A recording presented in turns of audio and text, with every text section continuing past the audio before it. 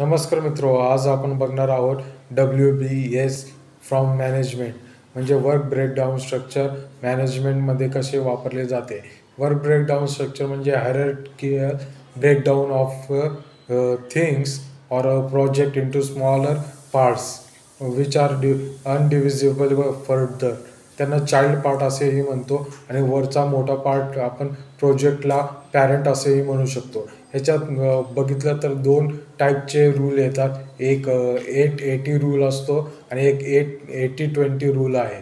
880 rule म्हणजे कुठलंही प्रोजेक्टचं चाइल्ड पार्ट हा